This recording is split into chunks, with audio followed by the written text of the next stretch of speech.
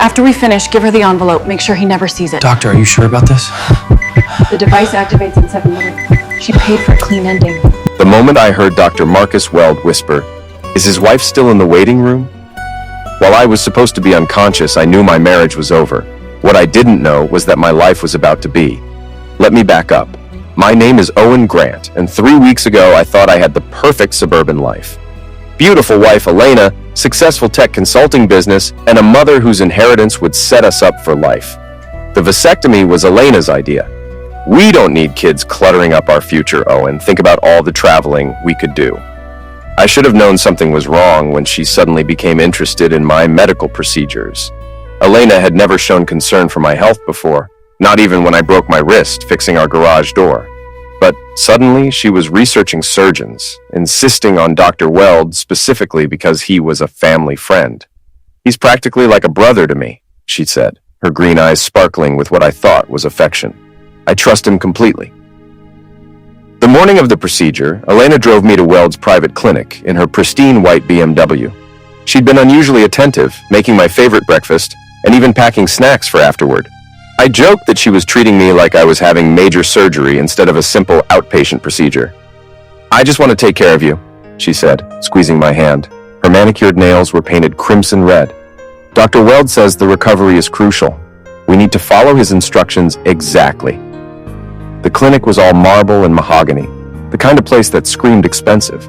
Dr. Weld greeted us personally, a tall, silver-haired man with a kind of confident smile that probably cost more than my car. He and Elena embraced like old friends, though something about their body language seemed off, too familiar, too intimate. "Owen, so good to finally meet you," Weld said, his handshake firm and cold. "Elena's told me so much about you." "All good things, I hope," I replied, trying to match his smile. "Oh, absolutely. She's very devoted to you." The way he said devoted made my skin crawl, but I pushed the feeling aside. I was probably just nervous about the procedure. In the pre-op room, a nurse named Clara prepared me for surgery. She was middle-aged with kind eyes, the type who'd probably been doing this for decades. As she inserted the IV, she made small talk about the weather and asked about my work. "Your wife seems lovely," she said, adjusting my hospital gown. "Very concerned about your care." "Yeah, she's been great about this whole thing," I said, though even as I said it, something nagged at me. Elena's sudden attention felt performative, like she was playing a role. The anesthesia hit fast. One moment I was counting backward from 10, the next I was floating in that strange twilight between consciousness and sleep. That's when I heard them talking. "Is his wife still in the waiting room?" Dr. Weld's voice seemed to come from far away. "Yes, doctor," Clara replied. "She's been pacing for the past hour." "Good. After we finish the standard procedure, give her this envelope. Make sure he doesn't see it. The post-op instructions are very specific." Through the haze, I felt something odd. Not the usual surgical sensations I'd been told to expect, but something being inserted, something that didn't belong. I tried to move, to speak, but my body wouldn't respond. "The device is in place," Weld said quietly. "GPS tracking with the special feature we discussed. Remote activation in 72 hours, just like she requested." "Device? Remote activation?" My mind screamed, but my body remained paralyzed. "She's paying you well for this," Clara said, and there was disapproval in her voice. "Well enough to retire early," Weld replied. "Besides, she says he's got it coming. Apparently he's been skimming from his mother's accounts." That was a lie. I managed our family finances meticulously, and my mother's trust fund was handled by professional accountants. Elena knew that. Why would she tell Weld otherwise? The conversation faded as they finished whatever they were doing to me. When I finally came around in recovery, Elena was there, holding my hand and looking concerned. "How are you feeling, sweetheart?" she asked, brushing hair from my forehead. "Groggy," I mumbled. "Everything go okay?" "Perfect," she said. "Dr. Weld says you're healing beautifully. He gave me very specific post-op instructions." She patted her purse. "We need to follow them exactly." As she helped me dress, I noticed Clara watching us from the doorway. When our eyes met, she looked away quickly, but not before I saw something that looked like guilt. The ride home was quiet. Elena drove carefully, asking repeatedly if I was comfortable. But I couldn't shake what I'd heard during surgery. Had I dreamed it? Hallucinated from the anesthesia? At home, Elena settled me on the couch with pillows and blankets, bringing me water and pain medication. She was the picture of a devoted wife, but something felt wrong. Her movements seemed rehearsed, her concern artificial. "I need to run to the pharmacy," she said, grabbing her purse. "Dr. Weld wants you to have a specific antibiotic. I'll be back in an hour." After she left, I carefully examined my incision. It looked normal, but there was a small, hard lump just beneath the skin that hadn't been there before. When I pressed it, pain shot through my groin. That's when I found the envelope. Elena had left her purse on the kitchen counter, something she never did. Elena guarded her purse like it contained state secrets. Inside, along with her usual items, was a manila envelope with my name on it. My hands shook as I opened it. Inside were post-operative care instructions, but not the standard ones. These were specific, detailed, and terrifying. Patient has been fitted with subcutaneous device for monitoring purposes. Device will activate automatically in 72 hours unless deactivated with provided remote. Patient must remain within 50-mile radius of clinic. Any attempt to remove device or travel beyond designated area will result in immediate activation. At the bottom, in Weld's handwriting, as discussed, full payment upon completion. Cleanup will be handled by our usual associates. Clean up.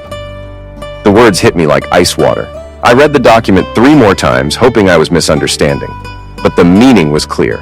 They'd put something inside me, something that would activate in 3 days, something that would require cleanup. My phone buzzed with a text from Elena. Pharmacy was crowded. Might be another hour. Rest up. I had maybe 45 minutes before she returned. Moving carefully, I gathered the documents and took photos with my phone. Then I put everything back exactly as I'd found it. When Elena returned, I was back on the couch, pretending to nap.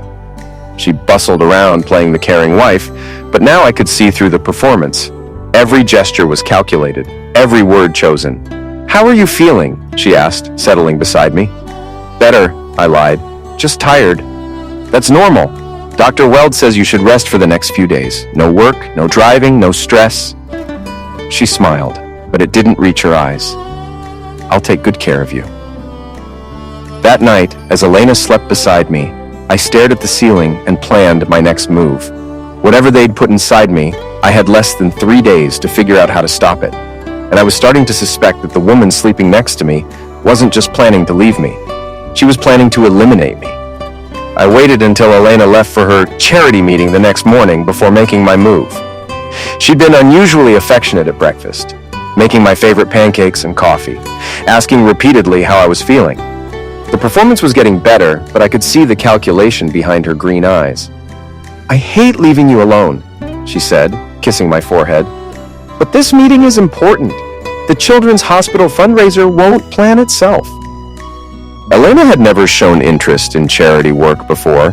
In fact, she'd once called volunteer work a waste of time for people with no real ambitions. But lately, she'd been full of mysterious meetings and phone calls about various causes. "I'll be fine," I assured her. "Just going to rest and catch up on some reading."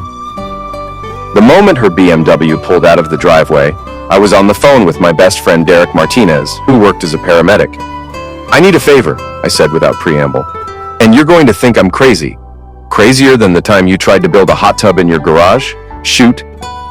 I explained about the lump under my incision, leaving out the more unbelievable parts about devices and remote activation. Derek listened without interruption. "You need to get that looked at immediately," he said. "Could be a hematoma, could be infection, could be worse. I know a guy at City General who owes me a favor, Dr. James Phelps. He's straight up, no BS. Can you call him now? I need to see him today and I need this kept quiet." "Owen, what aren't you telling me?" I hesitated. Derek and I had been friends since college, but this sounded insane even to me. "I think Elena might be trying to hurt me." Silence on the other end. Then, "Jesus, Owen. Okay, I'm calling Phelps now. Can you get to City General in an hour?" "I'll find a way." I couldn't drive. Elena had hidden my keys, claiming doctor's orders, so I called a cab. The ride across town gave me time to think about everything that had seemed off about my marriage lately. Elena's mysterious phone calls, her sudden interest in my mother's health and the family trust, the way she'd pushed for the vasectomy with Dr. Weld specifically. City General was everything Weld's clinic wasn't. Busy, loud, and smelling of disinfectant instead of expensive cologne. Dr. Phelps met me in the emergency department, a tired-looking man in his 50s with kind eyes behind wire-rimmed glasses. Derek says you've got concerns about your recent surgery, he said, leading me to an examination room. Let's take a look. I explained about the unexpected lump, watching his face as he examined the incision. His expression grew more serious as he probed the area. This isn't normal post-operative swelling, he said. There's definitely a foreign object under the skin. We need to get an x-ray immediately. 20 minutes later, we were staring at the x-ray results on his computer screen. There, clear as day, was a small rectangular object embedded in the tissue near my incision. What the hell is that? I asked, though I was afraid I already knew. Dr. Phelps enhanced the image, frowning. It's not surgical hardware. It looks almost like... He paused, then pulled up another image on his computer. Like a GPS tracking device, the kind they use for monitoring parolees. My blood went cold. Can you remove it? Absolutely. It's a simple procedure under local anesthetic. But Owen, I have to ask, how did this get here? This wasn't placed by accident. I showed him the photos I'd taken of Elena's documents. Dr. Phelps read them twice, his face growing pale. This is attempted homicide, he said quietly. We need to call the police immediately. Not yet, I said. I need to understand what I'm dealing with first. Can you remove the device without them knowing? Dr. Phelps studied me for a long moment. You're planning something. I'm planning to survive, and maybe get some answers. He nodded slowly. Okay, but we do this my way. I remove the device, we document everything, and I keep it as evidence. Whatever you're planning, you're going to need proof. The removal took less than 30 minutes. The device was smaller than I'd expected, about the size of a thumb drive with tiny antennas. Dr. Phelps placed it in a sealed container. This is military grade, he said, examining it under a magnifying glass. Expensive, GPS tracking, but there's something else. These contacts here suggest it can deliver an electrical charge, enough to stop a heart. The room spun around me. They were going to eliminate me. The good news is that we've disabled it. The bad news is that someone paid a lot of money for this and they're going to notice when the signal goes dead. I thought about Elena, probably sitting in some coffee shop right now, checking her phone for my location. How long before they realize? Could be minutes, could be hours. Depends on how closely they're monitoring. My phone buzzed with a text from Elena. How are you feeling, sweetheart? Need anything from the store? She's checking on me, I said, showing Dr. Phelps the message. You need to get somewhere safe and figure out your next move. And Owen, whatever you do, don't go home alone. I texted Elena back. Feeling better, taking a nap, see you tonight. Then I called Derek. I need a place to stay for a few days. And I need to hire a private investigator. Jesus, Owen, what did they do to you? They tried to eliminate me, and I'm going to find out why. Derek picked me up at the hospital, and we drove to his apartment in silence. Once inside, he poured us both whiskey and sat down across from me.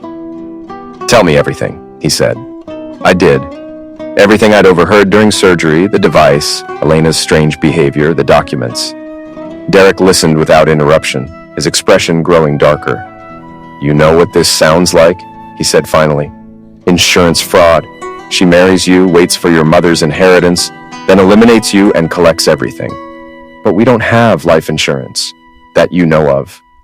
Owen, if she's been planning this, she could have taken out policies without your knowledge. Forged signatures, fake documents.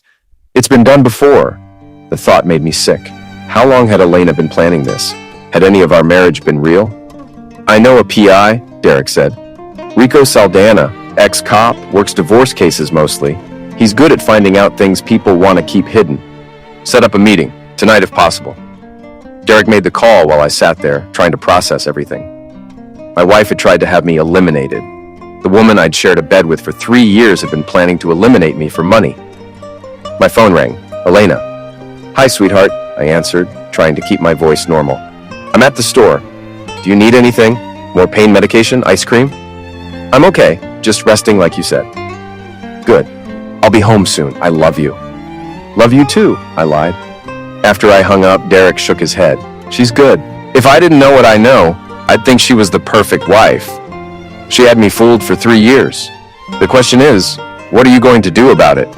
I thought about Elena's fake concern, her calculated affection, the device that could have stopped my heart with the push of a button. I thought about my mother, who'd welcomed Elena into our family, and how Elena was probably already planning to console her when her son died unexpectedly. I'm going to destroy her, I said. But first, I'm going to find out exactly what she's been up to. Derek raised his glass. Then let's get started. Rico Saldana agreed to meet us that night at a diner downtown. He was a compact man in his 60s with graying hair and sharp eyes that seemed to take in everything. Derek filled me in on the basics, he said, sliding into the booth across from us. But I want to hear it from you. I told him everything again, showing him the photos of the documents and the device Dr. Phelps had removed. Rico listened carefully, taking notes. This is bigger than just insurance fraud, he said when I finished. This is organized, professional. Your wife didn't plan this alone. Dr. Weld, maybe. But there's usually more people involved in something like this. We need to find out who Elena really is, where she came from, and who she's working with. How long will that take? Rico smiled grimly.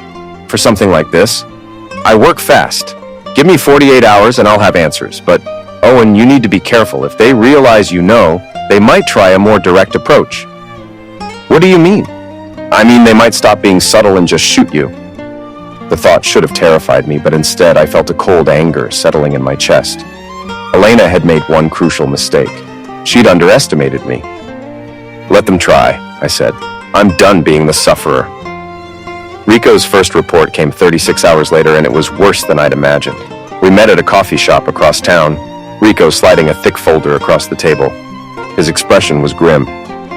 Your wife's name isn't Elena Grant, he said without preamble. It's Angela Voss, and she's done this before.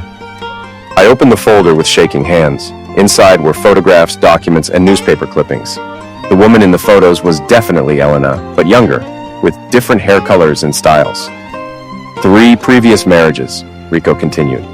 First husband died in a car accident in Oregon 5 years ago. Second husband had a heart attack in Nevada 3 years ago. Third husband overdosed in Arizona 2 years ago. All 3 left her substantial inheritances. Jesus Christ. It gets worse. Dr. Marcus Weld isn't just her accomplice. He's her brother. Real name is Michael Voss. They've been running this con together for years. The room seemed to tilt around me. Her brother? Adopted siblings? Grew up in foster care together? They've been partners in this since they were teenagers. Started with small-time insurance scams and worked their way up to homicide. I stared at a newspaper clipping about Elena's first husband, a successful contractor named David Chen. The article described his tragic end when his car went off a mountain road during a snowstorm. The accidents weren't accidents, I said. None of them. We found a connection between all 3 passings and medical procedures, performed by Michael Voss under various identities. He's not even a licensed surgeon. He's got fake credentials, fake medical degrees, the works. How did they get away with it? Rico lit a cigarette, ignoring the no smoking sign. They're smart. They move frequently, use different names, target men with family money, but no close relatives. Until you, all their sufferers were isolated, divorced, estranged from family, few close friends. But I have friends, I have my mother, which is why they needed to be more careful this time. The device wasn't just to eliminate you. It was to make it look like a medical complication from your surgery. Natural causes, no investigation. I thought about Elena's insistence on Dr. Weld, her concern about following post-op instructions exactly. It had all been theater, setting up my passing to look accidental. There's more, Rico said, pulling out another set of documents. Your wife has already taken out 3 life insurance policies on you, totaling $2 million. She forged your signature on all of them. How is that possible? She's had access to your personal documents for 3 years. Social security number, bank accounts, everything she needed. The insurance companies did minimal verification. Married couples take out policies on each other all the time. I felt sick. Elena had been planning my end for months, maybe years. Every kiss, every "I love you," every moment of closeness had been a lie. What about my mother's inheritance? Rico's expression darkened. Elena's been researching your mother's assets. She knows about the trust fund, the real estate, everything. My guess is she was planning to comfort your grieving mother, maybe become like a daughter to her. And then what? Eliminate her too? Probably. These people don't leave loose ends. I closed the folder, my hands shaking with rage. What do we do now? We build a case, document everything, get evidence that will hold up in court. I don't want them in court, I said quietly. I want them destroyed. Rico studied my face. Owen, I understand you're angry. Angry? I laughed bitterly. Rico, they were going to homicide me and steal everything my family worked for. Angry doesn't begin to cover it. What are you thinking? I thought about Elena's fake tears, her performance as the loving wife. I thought about Weld's confident smile and cold handshake. They thought I was just another mark, another sufferer to be used and discarded. I'm thinking it's time they learned what it feels like to be hunted. Rico was quiet for a long moment. I can't be part of anything illegal. I'm not talking about breaking the law. I'm talking about giving them a taste of their own medicine. Psychological warfare. Make them paranoid, scared, uncertain. Let them know they've been exposed. That's dangerous. If you spook them, they might run. Or they might make a mistake. Either way, I'm done hiding. That evening, I returned home for the first time since discovering the device. Elena greeted me with concern and questions about where I'd been. I was worried sick, she said, embracing me. You weren't answering your phone. Sorry, I went to see Derek, needed to get out of the house. How are you feeling? Any pain? Much better. The swelling's gone down. I watched her face carefully as I said it. For just a moment, her mask slipped. There was a flicker of confusion, maybe concern. If the device had been working, she would have known exactly where I'd been. That's wonderful, she said, recovering quickly. Dr. Weld will be so pleased. You're healing faster than expected. Speaking of Dr. Weld, I'd like to thank him properly. Maybe take him to dinner? Oh, that's not necessary. He's very busy with his practice. I insist. After all, he's practically family, right? You said he was like a brother to you. Elena's smile tightened almost imperceptibly.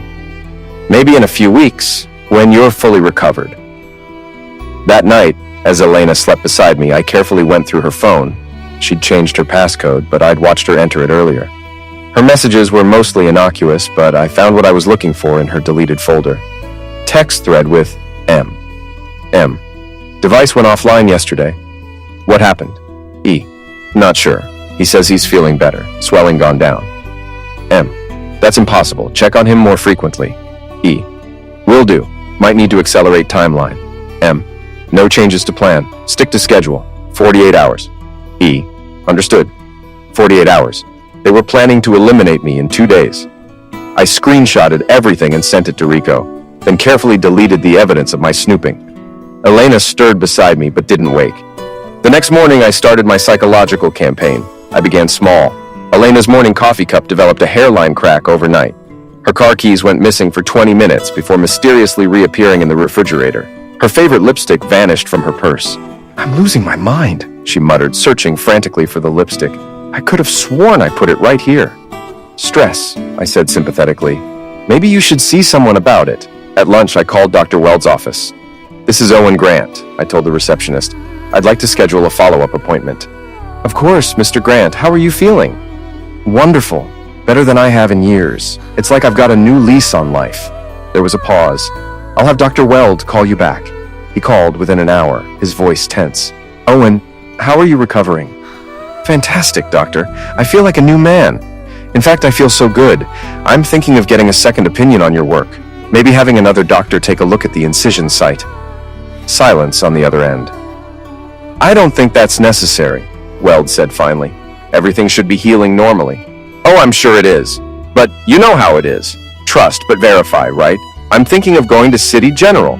I hear they have excellent diagnostic equipment. Oh, and I really don't recommend... Don't worry, doctor. I'll be sure to mention your excellent bedside manner. How you and Elena are so close, like family. I hung up before he could respond. That afternoon, Elena received a flower delivery, a beautiful arrangement of lilies. The card read, "For Angela, with love from an old friend." Elena stared at the card for a full minute, her face pale. Who's Angela? I asked innocently. I don't know. Must be a mistake. Weird. Should we call the florist? No, she said quickly. I'll handle it. That evening, Rico called with an update. They're panicking, he said. I've got surveillance on both of them. Weld called Elena 6 times today, and she drove to his clinic this afternoon. They met for 2 hours. Good. Keep the pressure on. Owen, they're dangerous when they're cornered. You need to be careful. I'm always careful. But I'm done being afraid. The next morning, I escalated. Elena's laptop mysteriously developed a virus that displayed photos of her previous husbands every time she opened it. Her credit cards were declined at 3 different stores. I'd called and reported them as potentially stolen, just as a precaution. But the masterstroke came that afternoon. I arranged for a private investigator, not Rico, but someone else, to approach Elena at her charity meeting. He posed as a journalist working on a story about suspicious passings in small towns across the country. I'm particularly interested in a woman named Angela Voss, he told her. She seems to have had remarkably bad luck with husbands. Elena fled the meeting immediately. That night, she confronted me. "We need to talk," she said, her usual mask of sweetness replaced by cold calculation. "About what?" "About what you know." I looked up from my book, feigning confusion. "I don't know what you mean." "Cut the crap, Owen. The flowers, the credit cards, the journalist. You know who I am." I set down my book and smiled. "Hello, Angela." Her face went white, then flushed with rage. "How long have you known?" "Long enough. The real question is, what are you going to do about it?" She pulled a tool from her purse, a small point .22 that I hadn't known she owned. "I'm going to finish what we started," she said. "It won't be as clean as we planned, but you've forced our hand." I looked at the tool calmly. "You know, Angela, you made one crucial mistake." "What's that?" "You assumed I was stupid." The lights went out. In the darkness, I heard Elena curse and fumble for the light switch. But I knew my house better than she did. I'd spent the afternoon preparing for this moment. "The power's been cut," I said from somewhere in the darkness. "I had Derek do it from outside. He's also called the police. They should be here any minute." "You're bluffing." "Am I?" "Listen carefully." In the distance, sirens were approaching. Elena fired twice in the direction of my voice, but I was already moving. The bullets shattered a lamp and punched a hole in the wall.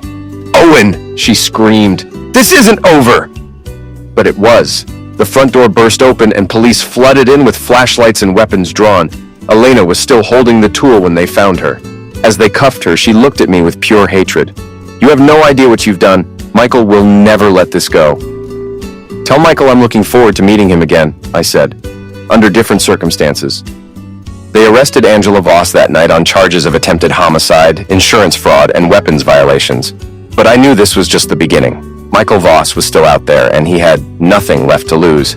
Michael Voss disappeared the night Angela was arrested, but I knew he'd be back. Men like him don't just walk away from unfinished business, especially when their partner is in custody and their entire operation has been exposed. Rico had moved me to a safe house, a nondescript apartment across town, while the police built their case against Angela. But I wasn't content to hide and wait. "You should let the police handle this," Derek said, pacing the small living room. "Weld is dangerous, and now he's got nothing to lose." "That's exactly why I can't wait," I replied, studying the surveillance photos Rico had spread across the coffee table. "He's going to try to tie up loose ends. That includes me and probably my mother." The thought of Weld going after my 70-year-old mother filled me with cold rage. Ruth Grant was tough as nails, but she was still an elderly woman living alone. She'd been Angela's next target, I was certain of it. Rico tapped one of the photos. "He cleaned out his clinic yesterday, took everything, files, equipment, cash. But he made one mistake." "What's that?" "He kept his storage unit. Probably has backup identities, medical equipment, maybe evidence from previous jobs. If we can get inside, we can find out his next move. Or we can find enough evidence to put him away forever." I studied the address. The storage facility was on the outskirts of town, the kind of place where people kept things they didn't want found. "When do we go?" "We don't go anywhere," Rico said firmly. "I go. You stay here and keep your head down." "Like hell." "Owen, you're not a detective. You're not trained for this. If Weld is there, then I want to look him in the eye when we take him down."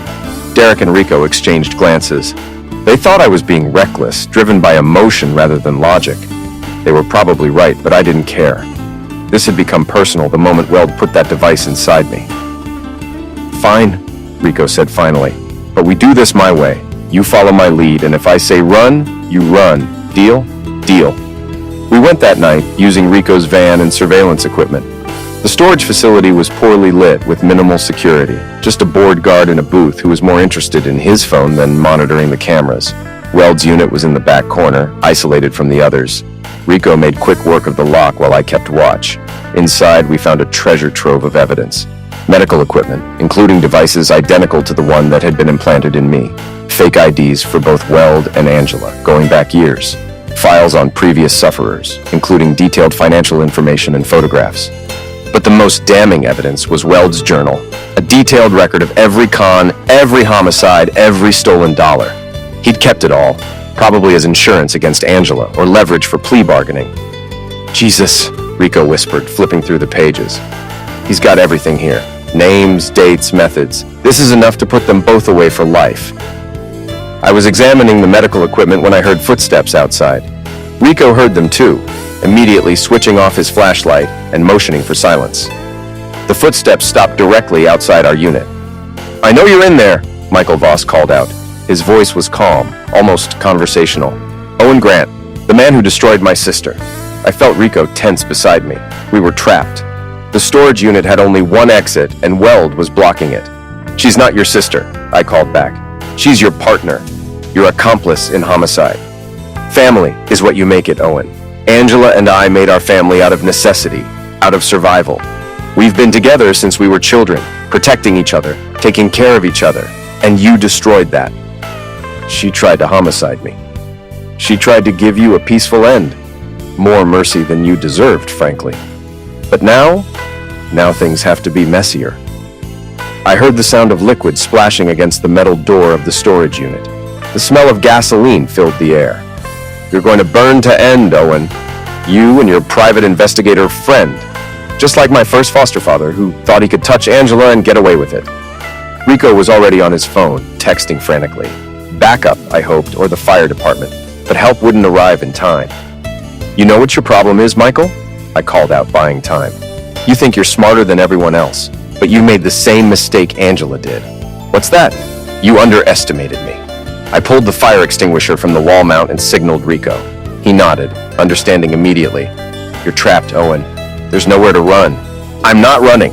I kicked open the storage unit door and immediately discharged the fire extinguisher. The cloud of chemical foam caught Weld by surprise, blinding him temporarily. Rico was right behind me, tackling Weld before he could light the gasoline. The two men rolled on the ground, fighting for control of Weld's lighter. I grabbed a tire iron from the unit and brought it down on Weld's wrist. He screamed and dropped the lighter, clutching his broken arm. "It's over, Michael," I said, standing over him. "Your sister's in jail, your operation is finished, and you're going to spend the rest of your life in prison." Weld looked up at me with eyes full of hatred. "You think this ends here? We're not the only ones, Owen. There are others like us, and they don't like it when people interfere with business." "Let them come," I said. "I'm ready." Police sirens were approaching in the distance. Rico had managed to call for backup before the confrontation began. "You have no idea what you've started," Weld said, as Rico zip-tied his hands behind his back. "Angela and I were small time compared to some of the others. They're going to come for you, and for your mother, and for everyone you care about. Then I guess I'll have to stop them too." As the police took Weld into custody, I felt a strange sense of completion. The man who'd tried to homicide me was finished, his partner was in jail, and their sufferers would finally have justice. But Weld's words echoed in my mind. Were there really others? Was this part of a larger network of butchers and con artists? Rico must have been thinking the same thing. As we watched the police car drive away with Weld inside, he turned to me. "You know this might not be over." "I know, but I'm not the same man who walked into that clinic for a vasectomy. They changed me, Rico. They turned me into someone who fights back." "What are you going to do now?" I thought about Angela's fake tears, Weld's cold smile, the device that could have stopped my heart. I thought about all their previous sufferers, people who died alone and afraid, never knowing what hit them. "I'm going to make sure this never happens to anyone else," I said. "However long it takes, whatever it costs." They wanted to turn me into a sufferer, but instead they created something much more dangerous. "What's that?" "Someone who knows how they think, how they operate, and who has nothing left to lose." Derek joined us as the crime scene wrapped up. "So what now? Back to normal life?" I looked at the storage unit full of evidence, at the gasoline stains on the concrete, at the place where I'd almost died. Normal life seemed like a foreign concept. "I don't think there's any going back," I said. "But maybe that's not such a bad thing." As we drove back to the safe house, I made a decision. I wouldn't just rebuild my life. I'd dedicate it to hunting down people like Angela and Michael. There were others out there. Weld had said so himself. Other hunters, other butchers, other people who thought they could destroy lives without consequences. They were about to learn otherwise. 3 months after Angela and Michael's arrest, I thought the nightmare was over. I'd moved back home, changed all the locks, and installed a security system that would make Fort Knox jealous. My mother had recovered from the shock of learning about Angela's true identity, and I was slowly rebuilding my life. That's when the first message arrived. It was slipped under my door during the night. A simple white envelope with my name written in block letters. Inside was a photograph of me leaving the courthouse after Angela's sentencing, with a red X drawn over my face. On the back, someone had written, "Michael wasn't lying. We don't forget." I called Rico immediately. "They're making contact," he said after examining the photo. "Testing your reactions, seeing if you're scared." "I'm not scared. I'm pissed off." "Good. Fear makes you weak. Anger makes you focused. But Owen, we need to be smart about this. If there really is a network, they'll be more careful than Angela and Michael were." Over the next week, more messages arrived. Photos of my house, my car, my mother's assisted living facility. Someone was watching me, documenting my routines, learning my vulnerabilities. The breakthrough came when Derek noticed something odd about one of the photos. "Look at the reflection in your car window," he said, pointing to a barely visible image. "That's a camera lens. Professional equipment." Rico enhanced the image on his computer. "I know that camera. It's expensive, specialized. There's only one place in the city that rents equipment like that. Paxton Photography," I read from the screen. "Downtown. Time for a field trip." The photography studio was a converted warehouse in the arts district, the kind of place where hipsters paid too much for wedding photos. The owner, Janet Paxton, was a woman in her 50s with paint-stained fingers and suspicious eyes. "I can't give out information about my clients," she said when Rico showed his PI license. "Privacy laws, you understand. This is about a criminal investigation," Rico pressed. "Someone's been using your equipment to stalk and threaten people." "Then you need a warrant." I stepped forward, pulling out my phone. "Or you need to see this." I showed her the photos that had been left at my house, including the one with the camera reflection. Her face went pale. "Oh my God," she whispered. "I rented that camera to a woman last week. She said she was documenting architecture for a magazine. What did she look like? Blonde, maybe 40, very professional. Paid in cash, gave the name Sarah Miller." Rico and I exchanged glances. Another fake identity. "Do you have security cameras?" I asked. "Of course." The footage showed a woman who looked nothing like Angela, but moved with the same calculated grace. She knew where the cameras were, keeping her face partially hidden, but there was something familiar about her posture. "I've seen her before," Rico said, studying the screen. "Not sure where, but I know that walk." We got our answer 2 days later when she made direct contact. I was leaving the grocery store when a black sedan pulled up beside me. The window rolled down, revealing the blonde woman from the security footage. "Get in, Owen," she said. Her voice was cultured, educated, with just a hint of an accent I couldn't place. "I don't think so." She showed me a tool, keeping it low so other shoppers couldn't see. I wasn't asking. I got in the car, mentally cataloging details. Late model BMW, leather interior, classical music playing softly. The woman was well-dressed, expensive jewelry, manicured nails. This wasn't some street criminal. This was someone with money and connections. "My name is Victoria Ashford," she said, as we drove through downtown traffic. "I was Michael's business partner." "Another fake name?" She smiled. "Actually, that one's real. I own several legitimate businesses. Art galleries, antique shops, a small publishing house. The homicide for hire operation is more of a side venture." Her casual admission sent chills down my spine. "What do you want?" "I want to offer you a deal." Michael and Angela were sloppy, emotional. They let personal feelings cloud their judgment. I don't make those mistakes. "What kind of deal?" "You walk away. Forget about us. Forget about our organization and live your life. In return, we'll leave you and your family alone." "And if I refuse?" Victoria turned onto a side street, pulling into an empty parking lot. "Then you'll join our client list, along with your mother, your friend Derek, that private investigator you've been working with. Everyone you care about becomes a target. You're threatening to eliminate innocent people. I'm offering to not eliminate them. There's a difference." I studied her face, looking for any sign of humanity. There was none. Victoria Ashford was a hunter in expensive clothing, a butcher's who'd turned homicide into a business model. "How many people have you eliminated?" I asked. "Personally? 17. But but our organization has been responsible for over 200 ends in the past decade. We're very good at what we do, Owen. Much better than Michael and Angela ever were. Why are you telling me this? Because I respect what you did to them. It was impressive, resourceful. You have potential. Potential for what? Victoria's smile was cold as winter. We're always looking for new talent. Someone with your skills, your determination, your complete lack of moral flexibility when properly motivated, you could be very valuable to us. You want me to join you? I want you to consider your options carefully. You can fight us and watch everyone you love die, or you can join us and live very comfortably. We pay extremely well. She handed me a business card, expensive paper, embossed lettering. Victoria Ashford, Private Acquisitions. There was a phone number and nothing else. Think about it, she said, but don't think too long. I'm not as patient as Michael was. She dropped me off at a bus stop 6 blocks from the grocery store. As I watched the BMW disappear into traffic, I realized the game had changed completely. Angela and Michael had been amateurs compared to this woman. I called Rico from a payphone, not trusting my cell phone anymore. They want to recruit me, I told him. Jesus, what did you tell them? Nothing. But Rico, this is bigger than we thought. She admitted to over 200 homicides. We're not dealing with a couple of con artists anymore. This is organized crime. We need to call the FBI. With what evidence? A business card and my word against a woman who probably has alibis going back years? Rico was quiet for a moment. What are you thinking?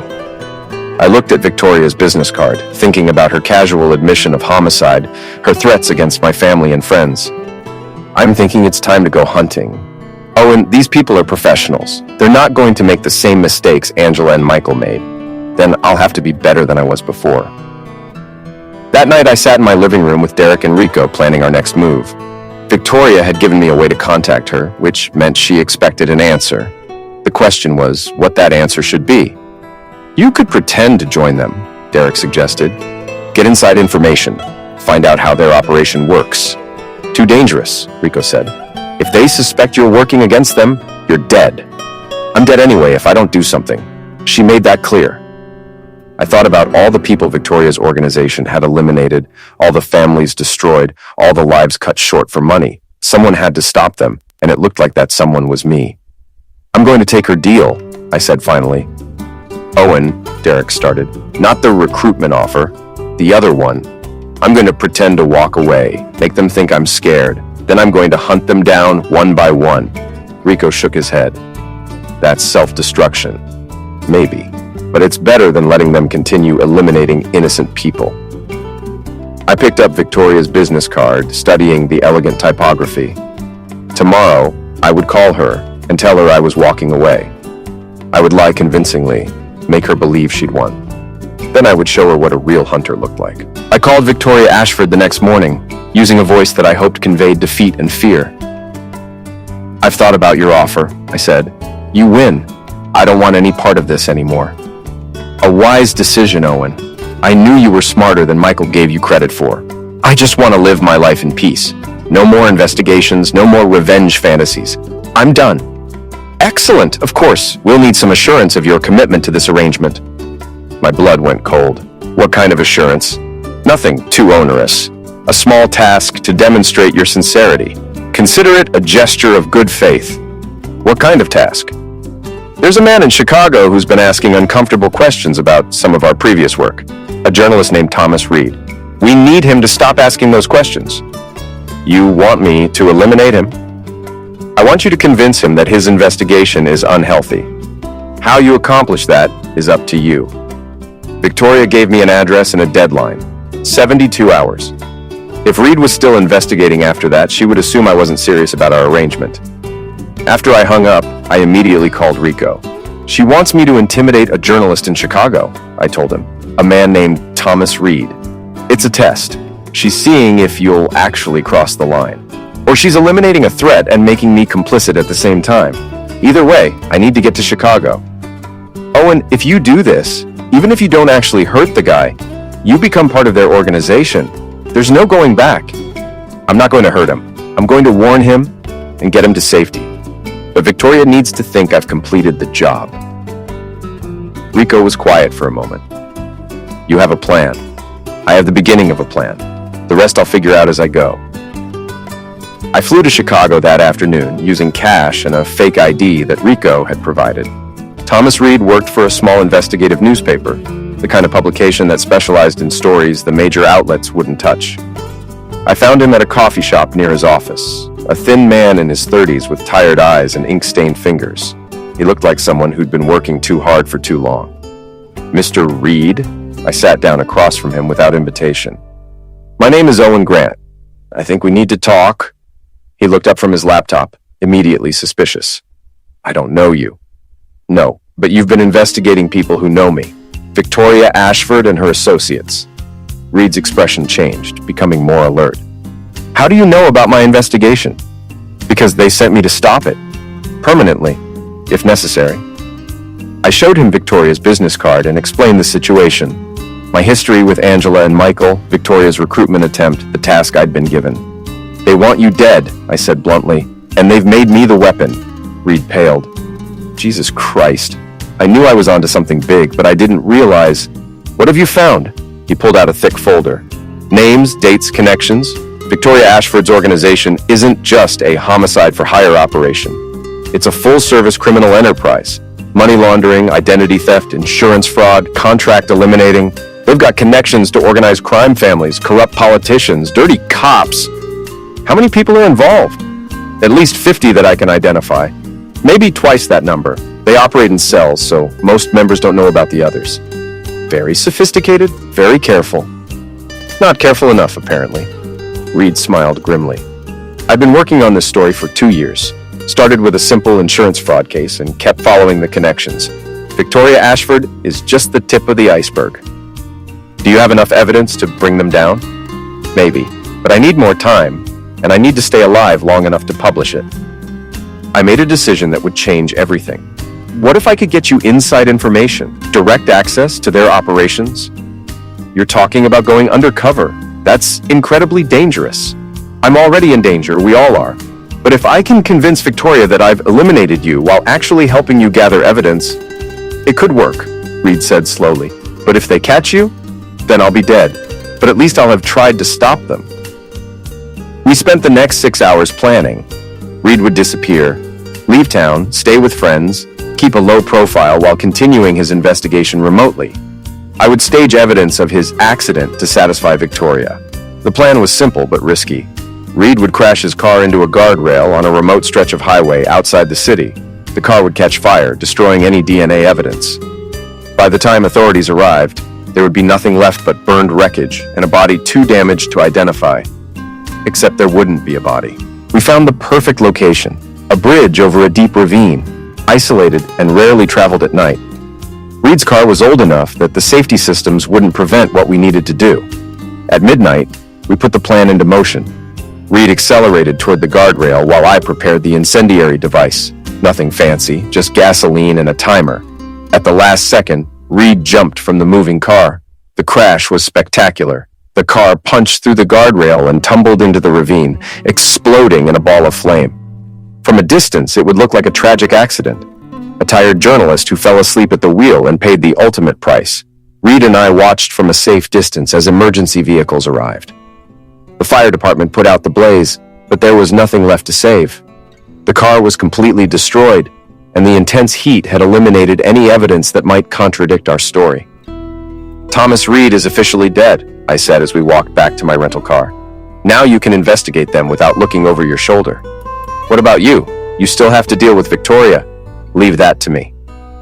I called Victoria the next morning, reporting Reed's accident with just the right amount of satisfaction and nervousness. She seemed pleased. Excellent work, Owen. I knew you had potential. It wasn't easy. I've never done anything like that before.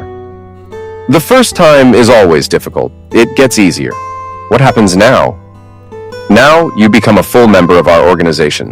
There will be other assignments, other tests, but you've proven yourself tonight. Victoria arranged to meet me in person when I returned to the city. She wanted to introduce me to other members of the organization, begin my training in their methods. What she didn't know was that I'd already begun training in how to destroy them. Over the next month, I worked my way deeper into Victoria's organization. I attended meetings, learned their procedures, met their key players, and I documented everything. Names, addresses, bank account numbers, operational details. I photographed documents, recorded conversations, mapped their entire network. Thomas Reed, working from his safe house, helped me organize the evidence into a comprehensive case that would destroy them all. The final meeting was held in Victoria's penthouse apartment, a lavish space filled with expensive art and antiques, probably stolen from their sufferers. She'd assembled the core leadership of the organization to welcome me officially. "Ladies and gentlemen," Victoria said, raising a glass of champagne, "I'd like you to meet our newest associate, Owen Grant. He's proven himself to be resourceful, determined, and completely committed to our cause." The others applauded politely. I recognized several faces from Reed's investigation. Wanted criminals, suspected butchers, people who'd been living free while their sufferers rotted in graves. "Thank you," I said, accepting the champagne. "It's an honor to be here." "Owen eliminated a troublesome journalist for us," Victoria continued. "Showed real initiative and creativity. I think he's going to be a valuable addition to our family." I smiled and nodded, playing my role perfectly. But inside, I was counting down the minutes. At exactly 9 p.m., the lights went out. Emergency lighting kicked in immediately, bathing the apartment in red. Victoria's guests looked around nervously, hands moving toward concealed weapons. "Stay calm," Victoria said. "Probably just a power outage." That's when the FBI agents came through the windows. They rappelled down from the roof, moving with military precision. Flashbang grenades filled the apartment with light and sound, disorienting everyone except me. I'd been prepared for it. "FBI, nobody move!" Victoria's organization had been caught completely off guard. Most surrendered immediately, dropping weapons and raising hands. A few tried to fight, but they were quickly overwhelmed. Victoria herself stood frozen in the center of the room, champagne glass still in her hand, staring at me with dawning understanding. "You," she whispered. "Me," I confirmed, pulling off the wire I'd been wearing. "Every word, every confession, every detail of your operation, all recorded, all admissible in court." The FBI agent in charge, Special Agent Sarah Chen, approached Victoria with handcuffs. "Victoria Ashford, you're under arrest for conspiracy to commit homicide, racketeering, money laundering, and about 50 other charges." As they led Victoria away, she looked back at me one last time. "This isn't over, Owen. There are others. There are always others." "Then I guess I'll have to find them too," I replied. 6 months later, I sat in a federal courthouse watching Victoria Ashford receive 17 consecutive life sentences. Her organization had been completely dismantled, its members either dead, imprisoned, or fled to countries without extradition treaties. Thomas Reed's story had been published simultaneously in newspapers across the country, exposing the full scope of their crimes. The families of their sufferers finally had answers and justice. After the sentencing, I walked outside into the sunshine. Derek and Rico were waiting for me, along with my mother, who'd insisted on being there for the conclusion.